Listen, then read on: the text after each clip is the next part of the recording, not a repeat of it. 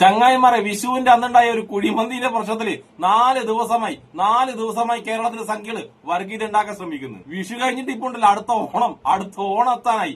ഇനിയും സംഖ്യകള് ആ പ്രശ്നം വിട്ടിട്ടില്ല. സംഖ്യകളോട് എനിക്ക് ഒറ്റ കാര്യം പറയാവുള്ളൂ, ഇനിയെങ്കിലും ഉണ്ടല്ലോ ആ കുഴിമന്തിയിലെ പിടിപെട്. കാരണം ഉണ്ടല്ലോ കുഴിമന്തി ഉണ്ടല്ലോ ഒരു ദിവസം കഴിഞ്ഞാല് അടുത്ത ദിവസം ആകുമ്പോഴത്തേക്ക് ചീഞ്ഞ് നാറും. അതുകൊണ്ട് തൽക്കാലം ഉണ്ടല്ലോ ആ കുഴിമന്തി അങ്ങ് ഒഴിവാക്ക്. നിങ്ങൾക്ക് പിന്നെ ചാണകം തിന്ന് ശീലമുള്ളതുകൊണ്ട് കുഴിമന്തി ഇപ്പൊ ചീഞ്ഞതായാലും സംഖ്യക്ക് യാതൊരു കുഴപ്പമുണ്ടാവില്ല. അതുപോലെയല്ല മറ്റുള്ള മലയാളികൾക്ക് ഇത് കേട്ടിട്ടുണ്ടല്ല മടുത്ത്. എന്തായാലും വിഷുവിന്റെ ആശംസയില് കുഴിമന്തിന്റെ ശ്രീകൃഷ്ണന്റെ ഫോട്ടോ വന്നില്ലേ, ആ ഹോട്ടലുടമയില്ലേ, ആ ഹോട്ടലുടമ മാപ്പ് പറയുകയും ചെയ്ത് കേരള പോലീസ് അയാൾക്കെതിരെ കേസ് എടുക്കുകയും ചെയ്ത്. ഇനിയെങ്കിലും ആ സംഭവം ഒഴിവാക്ക്. പക്ഷെ എന്താ ചെയ്യാ, മലയാളികൾ മൊത്തം ആ സംഭവം വിട്ടിട്ടുണ്ടല്ല. സംഘികൾ ആ സംഭവം ഇവിടെ യാതൊരു താല്പര്യം കാണിക്കുന്നില്ല. അതിന്റെ ഭാഗമായി നമ്മുടെ ന്യൂസ് 18 സംഘിയുടെ തന്നെ വേറൊരു ചാനല്, ആ ന്യൂസ് 18 ഇന്നലെ ഒരു ഭയങ്കരമായ ചർച്ച നടന്നു. ചർച്ച എന്നൊക്കെ പറഞ്ഞൊരു വൃത്തികെട്ട ചർച്ച.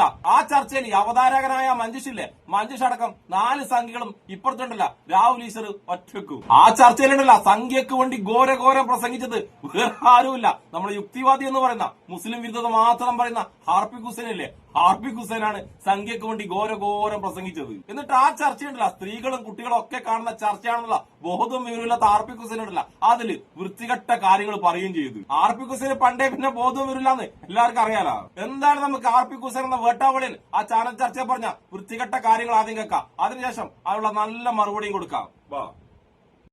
രാഹുൽ എടുക്കുന്ന പൊസിഷന്റെ പ്രശ്നം എന്താണെന്ന് പറഞ്ഞു കഴിഞ്ഞാൽ ആർ വി ബാബു അല്ലെങ്കിൽ ഷാബു ഒക്കെ പറയുന്നതിന്റെ കാരണം നമുക്ക് മനസ്സിലാവുന്നു, അവർ വിശ്വാസികളുടെ പക്ഷത്ത് നിന്നിട്ട് കാര്യങ്ങൾ പറയുന്നു. പക്ഷേ ഇവിടെ രാഹുൽ ഈശ്വർ പറയുന്നത് രാഹുൽ വിശ്വാസിയാണ്. അതെ, രാഹുൽ ഈശ്വർ വിശ്വാസിയായിരിക്കും ഈ പറയുന്ന സംഗതി സത്യത്തിൽ ആർക്കാണ് അനുകൂലം? അത് ജിഹാദികൾക്കാണ് അനുകൂലം. അതാണ് ഇവിടെ പ്രശ്നം. ഞാൻ പറഞ്ഞുതരാം രാഹുലെ പറഞ്ഞുതരാം. രാഹുൽ കേൾക്കൂ.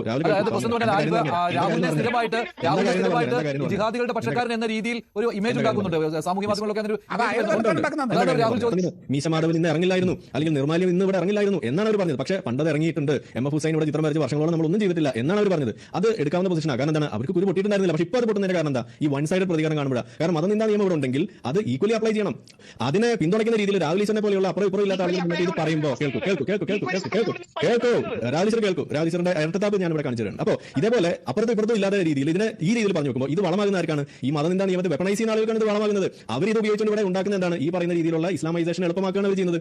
ആ സാധനത്തിന് ഇവിടെ വളമാകുന്നു. കാരണം നിങ്ങൾ ഈ പറയുന്ന നിയമം ഇപ്പൊ രാഹുൽ ഈശ്വർ പറയുമ്പോൾ ഇതിന്റെ ചരിത്രവും ഇതുപോലെ കുറെ ഗാന്ധിജിനെ തെരുവിളിച്ചാലൊക്കെ ഇതങ്ങ് മാറുന്നതാണ് വിചാരിക്കുന്നത്. അങ്ങനെയൊന്നും മാറില്ല. ഇതിന്റെ ചരിത്രം എന്താ? ഈ പറയുന്ന ഈ മതനിന്ദാ നിയമം ഇന്ത്യയിൽ വന്നത് അള്ളാഹുവിനെ രക്ഷിക്കാൻ വേണ്ടിയിട്ട്. അത് ആദ്യം മനസ്സിലാക്കണം. അല്ലാതെ ഇവിടെ ഒരു ശിവനെയോ കൃഷ്ണനെയോ രക്ഷിക്കാൻ വേണ്ടിയിട്ടല്ല ഈ പറയുന്ന മതനിന്ദാ നിയമം ഇവിടെ ആദ്യം കണ്ടുപിടിച്ചത്. അത് ഇനിയെങ്കിലും മനസ്സിലാക്കുക. അപ്പോൾ അതുകൊണ്ട് ഈ മതനിന്ദാ നിയമം വേണമെന്നും അതുപോലെ തന്നെ എല്ലാ മതങ്ങളെ രക്ഷിക്കണമെന്ന് പറയുമ്പോൾ ഇത് സനാതന ധർമ്മത്തിന് പോലും ഇല്ലാത്തൊരു കാഴ്ചപ്പാടാണ്. ആ സാധനമാണ് വേണമെന്ന് ഈ രാഹുൽ ഈശ്വർ പറയുമ്പോൾ സത്യത്തിൽ ആർക്ക് വേണ്ടിയിട്ടാണ്? അത് ജിഹാദികളുടെ ശബ്ദമാണ്. അത് എന്റെയും ചേട്ടന്റെ ശബ്ദം ഒരേപോലെയാണെന്നുള്ള തോന്നലോട് ഉണ്ടാക്കുന്നു. രാഹുൽ ഈശ്വർ ഒരു ജിഹാദി കൂട്ടിക്കൊടുപ്പുകാരനാണെന്ന് എനിക്ക് പറയേണ്ടി വരുന്നത് അതുകൊണ്ടാണ്. ആ നിങ്ങൾ വലിയ പുരോഗമനം പറയുന്നു എന്ന് പറഞ്ഞുകൊണ്ട് ഇവിടെ ചെയ്യുന്നത് ജിഹാദിത്തരമാണ്. നിങ്ങൾ ഇവിടെ ചെയ്യുന്നത് ജിഹാദി കൂട്ടിക്കൊടുപ്പാണ് ഇവിടെ നടത്തിക്കൊണ്ടിരിക്കുന്നത്. ഈ പരനാറി അർപ്പിക്കൽ, ഈ വൃത്തികെട്ട കാര്യം പറയുമ്പം ആ ചർച്ചയിൽ ഞാനെങ്ങാനും ആയിരുന്നെങ്കിൽ, അതായത് രാഹുൽ ഈശ്വറിന്റെ സ്ഥാനത്ത് ഞാനെങ്ങാനായിരുന്നെങ്കിൽ ഉണ്ടല്ല, ഞാൻ അവന്റെ മുഖത്ത് നോക്കി പറയായിരുന്നു, നീ നിന്റെ ചാനലിൽ സംഘിക്ക് വേണ്ടി കൂട്ടിക്കൊടുക്കുന്ന പരിപാടി ഉണ്ടല്ല, ആ കൂട്ടിക്കൊടുക്കുന്ന പരിപാടി ലോകത്താരും ഇതുവരെ ചെയ്തില്ല എന്ന് അവന്റെ മുഖത്ത് നോക്കി ഞാൻ പറയായിരുന്നു. സംഖ്യക്ക് വേണ്ടി രാവെന്നോ പകലെന്നോ ഇല്ലാണ്ട് 24 മണിക്കൂർ കൂട്ടിയും കൊടുത്തും ജീവിക്കുന്ന ഈ വേട്ടവളിലാണ് മറ്റൊരാളെ കുറിച്ച് വൃത്തികെട്ട രീതിയിൽ സംസാരിക്കുന്നത് ഏറ്റവും വലിയ കൂട്ടിക്കൊടുപ്പുകാരൻ. പിന്നെ ഈ ചർച്ചന്റെ വേറൊരു എന്നറിയാം, കേരളത്തിൽ ഏറ്റവും കൂടുതൽ മതനിന്ദ നടത്തുന്ന, ലോകത്ത് തന്നെ ഏറ്റവും കൂടുതൽ മതനിന്ദ നടത്തുന്ന ഒരുത്തനെ വെച്ചിട്ടാണ് മതനിന്ദക്കെതിരെ മഞ്ജുഷ എന്ന വേട്ടാവളിൽ ചർച്ച നടത്തുന്നത്. എന്നിട്ട് ഹാർപ്പിക് ഹുസൈൻ അവിടെ ഞെളിഞ്ഞിരുന്ന് തള്ളി വിടുന്നണ്ട മുസ്ലിംകൾക്കെതിരെ ആർക്കൊന്നും സംസാരിക്കാൻ പറ്റൂലെന്ന്. കേരളത്തിൽ ഏറ്റവും കൂടുതൽ മുസ്ലിംകൾക്കെതിരെ എന്തൊക്കെ വൃത്തികേട് ഈ വേട്ടാവളിൽ ഹാർപ്പിക് ഹുസൈൻ പറയുന്നുണ്ട്. എന്നിട്ട് എന്തെങ്കിലും ഇവന്റെ ശരീരത്തിൽ എന്തെങ്കിലും ഒരു പോർലി ഏതെങ്കിലും മുസ്ലിം ഇതുവരെ ഉണ്ടാക്കിയിട്ടുണ്ടോ? മുസ്ലിങ്ങളെ പറയുന്ന അതേ വൃത്തികേട് ഈ വേട്ടാവളി ഉണ്ടല്ല ഹിന്ദു ദൈവങ്ങളെ കുറിച്ച് പറഞ്ഞിട്ടുണ്ടെങ്കിൽ ഈ വേട്ടാവളിന്റെ ഇപ്പൊ എത്രാമത്തെ ചർമ്മവാർഷികമായിരിക്കും നമ്മള് മലയാളികൾ ആഘോഷിക്കുന്നുണ്ടാവുക? എന്നിട്ട് ലോകത്ത് ഏറ്റവും കൂടുതൽ മുസ്ലിങ്ങൾക്കെതിരെ വൃത്തികേട് പറഞ്ഞ ഈ വേട്ടാവളിയം പറയുന്നത് മുസ്ലിങ്ങള് അവർക്കെതിരെ വിമർശനം നടത്തിയാൽ എല്ലാവരെയും ആക്രമിക്കുന്നു. പിന്നെ നീ ഇപ്പൊ പൊക്കി പറഞ്ഞ സംഖ്യകളുണ്ടല്ലോ, എല്ലാ വിമർശനവും വെക്കുന്ന സംഖ്യകള് മതം മാറിയതിന്റെ പേരിലാണ് കൊടിഞ്ഞി ഫൈസലിനെ ഇല്ലാതാക്കിയത്. അതിനെപ്പറ്റി വേട്ടാവളിനെ ഹാർപ്പിക് ഹുസൈനെ നിനക്ക് എന്തെങ്കിലും പറയാൻ പറ്റുമോ? ഒരക്ഷരം മിണ്ടാൻ പറ്റും എനിക്ക്? ഇനി അതും പോട്ടെ, പള്ളിയിൽ കിടന്നുറങ്ങിയായിരുന്നു ആർക്കും ഒരു ദോഷം ചെയ്യാത്ത ആ പാവം റിയാസ് മൗലവിനെ സംഖ്യകൾ എന്തിനാണ് ഇല്ലാണ്ടാക്കിയത്? അതിനെക്കുറിച്ചെങ്കിലും എന്തെങ്കിലും ഒരു അക്ഷരം നിനക്ക് മിണ്ടാൻ പറ്റുമോ ഹാർപ്പിക് ഹുസൈനെ?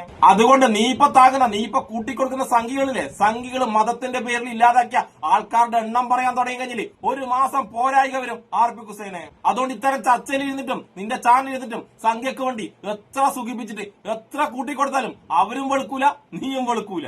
ഇനി നമുക്ക് അടുത്ത വീഡിയോ കൂടി കാണാം. ഈ ചർച്ചയിൽ മുസ്ലിങ്ങൾ ചെയ്ത നല്ല കാര്യങ്ങളെ കുറിച്ച് നമ്മുടെ രാഹുൽ ഈശ്വർ പറയാൻ തുടങ്ങുമ്പോഴേക്കൊണ്ടില്ല 4 ആളും അവതാരകൻ അടക്കമുണ്ടില്ല രാഹുൽ ഈശ്വറിനെ തടസ്സപ്പെടുത്തുന്നതും വൃത്തികെട്ട രീതിയിൽ സംസാരിക്കുന്നതും കൂകി വിളിക്കുന്നതും നമുക്ക് ഈ ചർച്ചയിൽ കാണാൻ പറ്റും. ഇത്രമാത്രം നിലവാരമില്ലാത്ത ഒരു ചർച്ച, ഇത്രമാത്രം നിലവാരമില്ലാത്ത സംഖ്യകളാ ഞാൻ എന്റെ ജീവിതത്തിൽ കണ്ടിട്ടില്ല. 4 ആള് കൂടിയിരുന്നിട്ട് ഒരാള് രാഹുൽ ഈശ്വറിന് ഒരാളെ ഇടില്ല.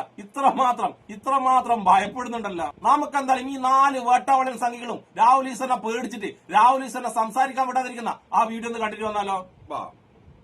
താങ്കൾ സംശയിക്കുന്നുണ്ടോ അങ്ങനെ ഒരു ആസൂത്രിതമായ നീക്കം ഇതിന് പിന്നിൽ? നേരെ തിരിച്ചാലോചിച്ച് നോക്കൂ മഞ്ജുഷ്. കേരള സമൂഹത്തിന്റെ ഏറ്റവും വലിയ വിജയമല്ലേ നിങ്ങൾക്ക് ഇതിൽ കാണാൻ കഴിഞ്ഞത്? അവർ തെറ്റായ ഒരു പോസ്റ്റർ കൊണ്ടുവന്നു. 100%, ഒരുപക്ഷെ 99% സാധാരണ മുസ്ലിങ്ങളും ക്രിസ്ത്യാനികളും അതിനെ തള്ളി പറഞ്ഞു. ഹിന്ദു സെന്റിമെന്റ്സിനോടൊപ്പം നിന്നു. സോഷ്യൽ മീഡിയയിലൊക്കെ എഴുതുന്ന 90-99% മുസ്ലിം പ്രൊഫൈലിൽ നിന്ന് നോക്കിയാൽ അവൻ ചെയ്തത് തെറ്റാണ്, അല്ലെങ്കിൽ അവനെ കടുത്ത രീതിയിൽ ശിക്ഷിക്കണം എന്നൊക്കെ പറഞ്ഞു. ഞാൻ എന്റെ മുസ്ലിം സാറിനോട് ശിക്ഷിക്കുന്നു വേണ്ട, അവൻ ഓൾറെഡി നിയമ നടപടി നേരിടണം. പക്ഷേ ഒരുപക്ഷെ ബോധപൂർവ്വം ചെയ്തായിരിക്കില്ല. അപ്പോ കേരളത്തിന്റെ ബോധപൂർവ്വം അല്ലെങ്കിൽ ഇവന്റെ ബോധം എവിടെയാണ് എന്ത് ബോധമാണിത്? എന്ത് ബോധപൂർവ്വമല്ല എന്ന് പറഞ്ഞു കഴിഞ്ഞാൽ എങ്ങനെ നിങ്ങൾക്ക് പറയാൻ തോന്നുന്നു? ഇവിടെ ഒരു സാഹിത്യ സൃഷ്ടിയിലെ ഒരു വാക്ക് ഒരു കഥാപാത്രത്തിന്റെ ഉപയോഗിച്ചപ്പോൾ ഒരു അധ്യാപകനെ റോഡിലിട്ട് വെട്ടിനുറുക്കിയ നാടാണിത്. മറുപടി പറയട്ടെ. ഇനി അങ്ങ് മറുപടി കേൾക്കൂ. ഇത് യഥാർത്ഥത്തിൽ ബോധപൂർവ്വമാണെന്ന് പറയാൻ ആഗ്രഹിക്കുന്നവർ ആ ഹിന്ദു മുസ്ലിം സ്പർദ്ധ നിലനിൽക്കണം എന്ന് ആഗ്രഹിക്കുന്നവരാ.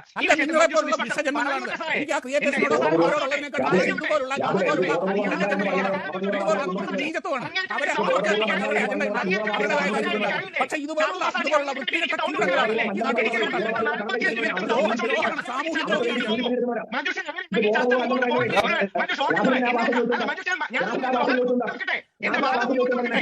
മഞ്ജുഷ് ഒരു കാര്യം ഓർത്തു നോക്കുക, എന്നെക്കാട്ടി സൗണ്ട് ആരും ഓടില്ലല്ലോ.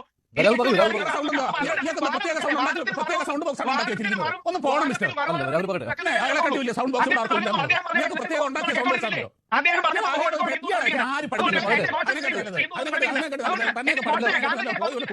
രാഹുൽ 2 മിനിറ്റ് താങ്കൾ പറയൂ. താങ്കൾ വാദം പൂർത്തിയാക്കും. ആരും ഇടപെടില്ല. എല്ലാരും കേട്ടല്ലോ ആ കുഴിമന്തി വിഷയത്തിൽ ആ ഹോട്ടൽ ഉടമയെ തള്ളിപ്പറയുകയും അയാൾക്കെതിരെ ശക്തമായി പ്രതികരിക്കുകയും ചെയ്ത മുസ്ലിങ്ങളെ കുറിച്ച് നമ്മുടെ രാഹുൽ ഈശ്വർ നല്ലത് പറയാൻ തുടങ്ങുമ്പോഴേക്കും അവിടെ കൂടിയിരുന്ന 4 സംഖ്യ കേട്ടില്ല കുരുവങ്ങ് പൊട്ടി. അവർ ഈ ചർച്ച കൊണ്ട് ഉദ്ദേശിക്കുന്നത് മുസ്ലിങ്ങളെ കുറിച്ച് നല്ലത് പറയാൻ വേണ്ടിയിട്ടില്ല, മുസ്ലിങ്ങളെ വർഗീയവാദിയാക്കാൻ വേണ്ടിയിട്ടാണ് ഈ ചർച്ച കൊണ്ട് ഈ 4 വേട്ടവളിയന്മാർ ഉദ്ദേശിച്ചത്. ഈ ചർച്ചയിൽ അവിടെ കിടന്ന് കൂകി വിളിക്കുന്ന ഉളുപ്പും നാണവുമല്ലാത്ത ആ ഷാബു പ്രസാദില്ലേ, ആ ചങ്ങായിക്ക് ഒരു യൂട്യൂബ് ചാനലുണ്ട്. അതിലൊക്കെ വന്നിട്ടുണ്ടല്ല മാന്യതയെക്കുറിച്ചും ആൾക്കാരെങ്ങനെ പെരുമാറണമെന്നെ കുറിച്ചൊക്കെ ഇയാൾ ഭയങ്കരമായിട്ട് ക്ലാസ് എടുക്കുന്ന കാണാം. എന്നിട്ട് ആ വേട്ടവളയാണ് ഒരു ചർച്ചയിൽ വന്നിരുന്നിട്ട് വേറൊരാൾ സംസാരിക്കുമ്പോൾ അതിന്റെ ഇടയ്ക്ക് കയറി ഇരുന്നിട്ട് കൂകി വിളിക്കുന്നത്, ഉളുപ്പും നാണവുമല്ലാതെ കൂകി വിളിക്കുന്നത്. പിന്നെ നിങ്ങൾക്കൊക്കെ അവതാരകനായ മനുഷ്യനുണ്ടല്ല എത്രമാത്രം ചാണകമാണെന്ന് ഈ ചർച്ച കണ്ടെങ്കിൽ മനസ്സിലാകുമല്ലോ. അതായത് രാഹുൽ ഈശ്വർ നേരെ ഇത്രയും വൃത്തികെട്ട രീതിയിൽ അപമാനിക്കുന്ന രീതിയിൽ സംസാരം ഉണ്ടാകുമ്പോഴൊക്കെ മനുഷ്യനല്ല പഴം വിഴുങ്ങിയതുപോലെ അവിടെ ഇരിക്കുന്നു. അവന്മാരൊക്കെ കൂടി രാഹുൽ ഈശ്വറിനെ സംസാരിക്കാൻ വിടാതിരിക്കുമ്പോഴല്ല അവൻ അവിടെ ഉണ്ടല്ല ഇങ്ങനെ ഇരുന്ന് നോക്കിയിരുന്നു. ഇതുപോലത്തെ പഴം വിഴുങ്ങിയ സംഖ്യ അവതാരകരാണ് കേരളത്തിലെ പല ചാനലിലും ഇരിക്കുന്നത്. പിന്നെ നമ്മുടെ ഷാബു പ്രസാദ് ഉണ്ടല്ലോ, ജോസഫ് മാഷിന്റെ കൈയും പിടിച്ച് നടക്കുന്നത്. എത്ര കാലമായ മാഷിന്റെ കൈയും പിടിച്ച് നടക്കുന്നത് എന്റെ ഷാബു പ്രസാദ് കൊഴിഞ്ഞു ഫൈസലിന്റെ തലയും റിയാസ് മാലുവിന്റെ തലയിലുണ്ടല്ലോ അതൊക്കെ നിങ്ങൾ അങ്ങ് എടുത്തതാണ്. അപ്പോഴല്ല നിങ്ങൾ ഈ ജോസഫ് മാഷിന്റെ കൈയും പിടിച്ച് നടന്നിട്ട് യാതൊരു കാര്യമില്ല. തലയെടുത്ത ആൾക്കാർ വന്നിട്ട് കൈയെടുത്ത ആൾക്കാരെ കുറ്റം പറയുന്നു. ഉളുപ്പുണ്ട് എനിക്കല്ലോ. അതുകൊണ്ട് സംഗീതം എനക്കൊന്നേ പറയാനുള്ളൂ, നിങ്ങൾ വിലക്ക് വാങ്ങിയ ചാനൽ വന്നിട്ടുണ്ട് നിങ്ങൾ പറയുന്ന പൊട്ടത്തരവും വിഡ്ഢിത്തരവും വിശ്വസിക്കാൻ വേണ്ടി കുറച്ച് സംഖ്യകളെ ഉണ്ടാവും. അല്ലാതെ ബോധവും വിവരമുള്ള ഒരു മലയാളിയും നിങ്ങൾ പറഞ്ഞ പൊട്ടത്തരവും വിഡ്ഢിത്തരവും വിശ്വസിക്കൂല, കേൾക്കൂല. അപ്പോഴെന്തായാലും ആ ചർച്ചയിൽ വന്നിരുന്നിട്ട് ആ 4 സംഖ്യക്കെതിരെ തന്നെ കൊണ്ടാവുന്നത് പോലെ ഒറ്റക്ക് പൊരുതിയ എന്റെ രാഹുൽ ഈശ്വറിനും എന്നെ ഇഷ്ടപ്പെടുന്ന എല്ലാവർക്കും എന്റെ ഒരു നല്ല സുലാൻ.